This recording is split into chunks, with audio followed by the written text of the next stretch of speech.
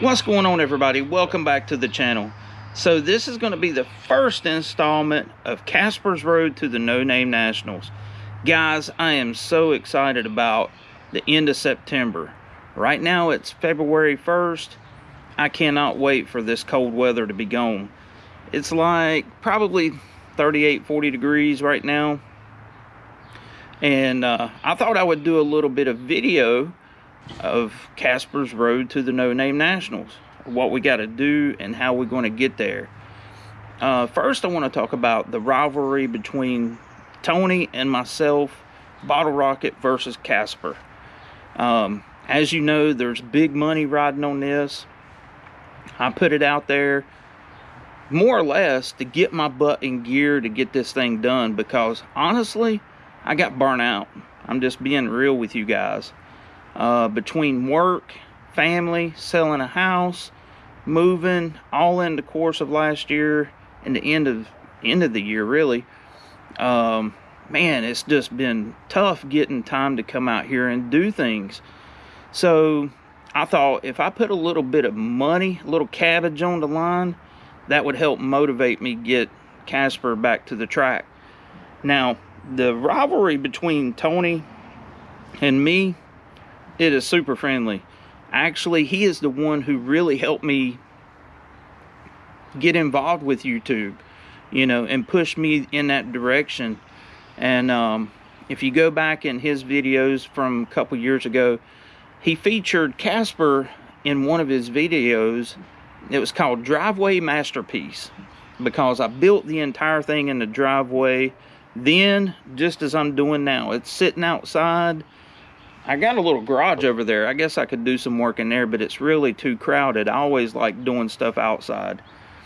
But anyways, he did that video and it had a really good success, and that kind of pushed me along the way. The thing about the No Name Nationals that really impresses me is the fact that there's a lot of new channels that's come out building cars to reach 500 subs to make it to Sykeston, Missouri. That is freaking awesome. You know, I remember what it was like just 15 months ago to have less than 500 subs, and now I'm over 14,000. So it can be done. But the purpose of this video is to talk about me getting my butt in gear and getting this thing sorted out. We're going to talk about Casper's to-do list. First, you know, Project Mixed Up Boss, that's been sitting forever. I've only got just a few small odd and end things that need to be done, and then it will be ready for the dyno. I mean, it's practically ready to go. The main thing is I've been waiting on the dyno day with David Vizard, getting it lined up, so on and so forth.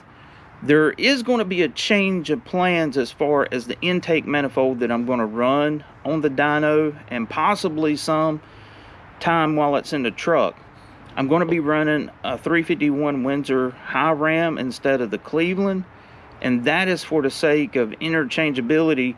It's got an upper lid that can be removed and put different carburetor tops on it. So hopefully the game plan is when we do get the dyno test, we will get to try different carburetor configurations, and I even want to try to get 2 Dominators on it to do some testing with those. But we'll just have to wait and see. At this point, I would be just happy hearing it run, if you know what I mean. So let's go by the breakdown of what's got to be done. We know the engine's got to be dynoed, and then it'll be ready to go into truck. We know that.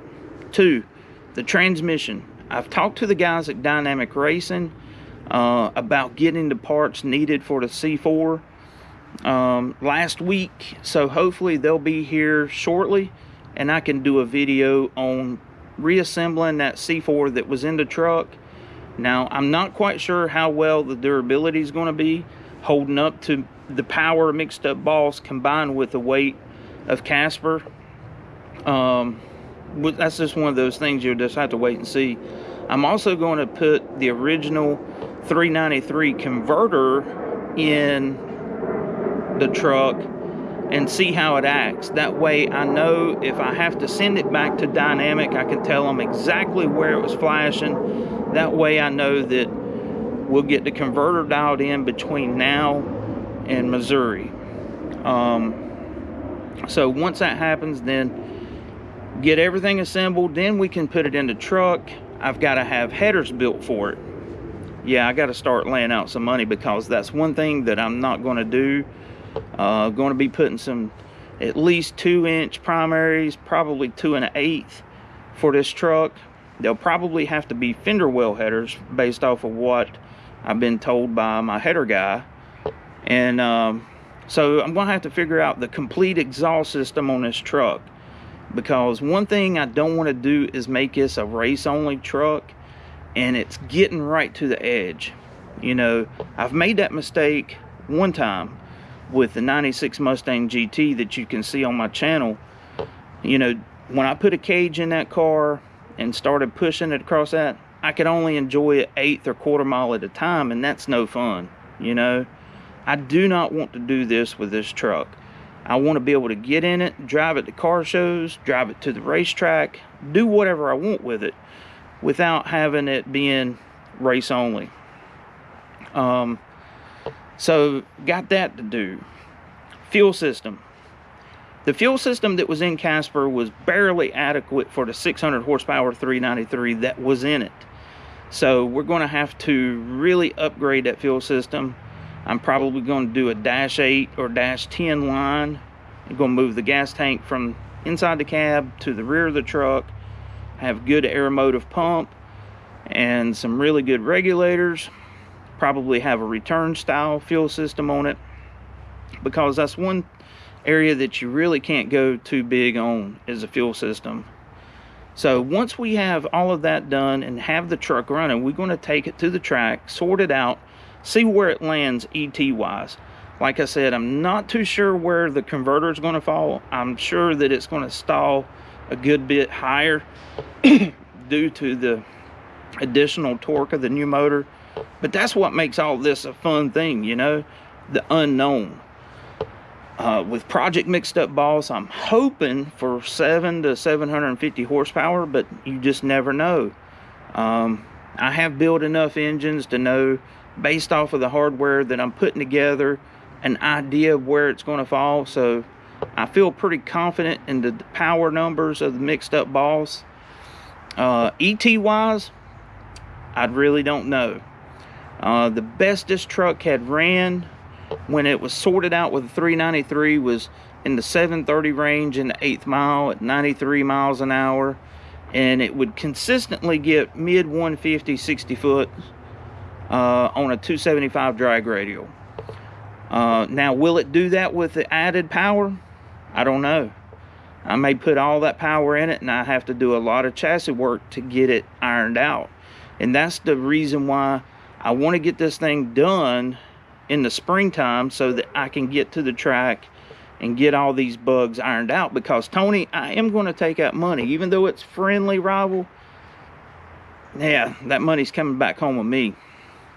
So, but I just want to give a huge shout out to all of the YouTube channels out there that have really stepped up their game. Ruben from Muscle Sydney Madness, I'm proud of you, man. You've done a great job, man, hitting that 1,000 subscriber mark. So, yeah. Until next time, this is Andy from Unity Motorsports Garage. I'll catch you later.